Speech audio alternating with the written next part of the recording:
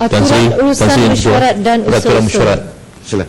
18.1 saya ada kemukakan usul untuk menangguhkan mesyuarat kepada yang berhormat Tan Sri yang di-Pertua berkaitan dengan isu penangkapan 7 orang warga Malaysia dan 6 orang warga asing yang jumlahnya 13 di bawah Akta Keselamatan Dalam Negeri, yang saya kira sepatutnya Tan Sri seharusnya membenarkan usul itu untuk dikemukakan dan dibahaskan di parlimen ini, kerana bagi saya bahawa tindakan yang dibuat oleh pihak kerajaan ini, pihak polis khususnya, satu tindakan yang sangat bertentangan dengan pengumuman yang dibuat oleh Perdana Menteri untuk menghapuskan ISA dan kemudian menggantikan dengan undang-undang baru, iaitu undang-undang yang dirujuk kepada undang-undang Patriot. Dan Suhakam 2 hari yang lalu telah pun menyebut bahawa undang-undang Patriot itu bukan undang-undang yang menahan manusia tanpa bicara. Bermakna bahawa sepatutnya kalau kita katakan bahawa nak merujuk kepada undang-undang Patriot, bermakna bahawa undang-undang tanpa bicara itu tidak perlu lagi diguna pakai. Dan Suhakam juga bersetuju dengan pendapat dan pandangan saya mengatakan bahawa kita bukan ingin 13 orang itu dilepas bebas, tetapi kita nak kalau mereka polis mempunyai bukti kesalahan-kesalahan yang dilakukan oleh mereka, seharusnya mereka dibawa ke muka pengadilan dan dibicarakan di hadapan seorang hakim.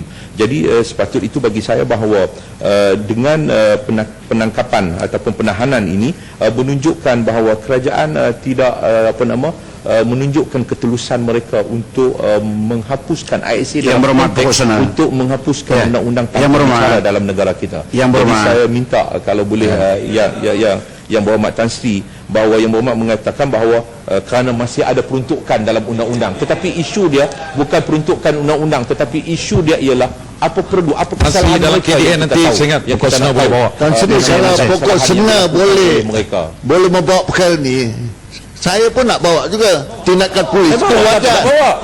Tindakan polis itu wajar. Ini soal keselamatan, soal ketenteraman negara. Jadi biar saya respons kepada peraturan mesyuarat yang dibangkitkan oleh polis. Kalau pokok senar ada pendapat, saya pun ada pendapat.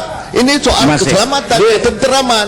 Memang tanggungjawab polis. Jadi kita betul mengerti kepada polis. Bukan soal nak menentang polis. Bila Pak ni bersetuju pula dengan orang-orang yang bukan tanpa ada peraturan mesyuarat. Jadi saya minta, saya merayu kepada yang berhormat Tan Sri untuk mempertimbangkan kembali apa yang saya mohonkan, kerana walaupun peruntukan undang-undang itu ada, tetapi yang kita minta ialah dia tidak diguna pakai untuk menahan orang tanpa bicara. Yang kita minta ialah untuk hadapkan mereka ke muka pengadilan. Terima kasih.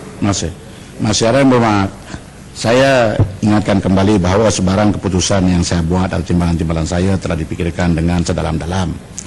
Dalam soal yang dibangkitkan yang berhormat Kusna itu, yaitu minta supaya saya membenarkan beliau membincangkan suatu perkara, yaitu perkara spesifik kepentingan orang awam dan perlu disegarkan. Saya telah mengambil keputusan apabila mengambil kira fakta-fakta daripada pihak-pihak berwajib. Saya telah dimaklumkan bahawa perkara ini diambil tindakan di bawah Akta Keselamatan Dalam Negeri, masih berkuat kuasa dan ianya belum lagi dimasukkan sekiranya akta baru itu belum beroperasi. Pertama. Kedua, saya juga dimaklumkan bahawa perkara ini adalah perkara yang berhubung dengan keselamatan dalam negara dan mempunyai unsur-unsur kerahasiaan.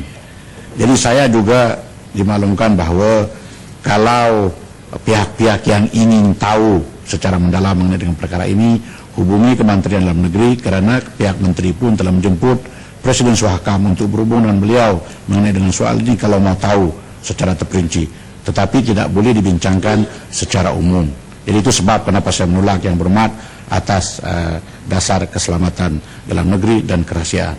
Sila setiausaha.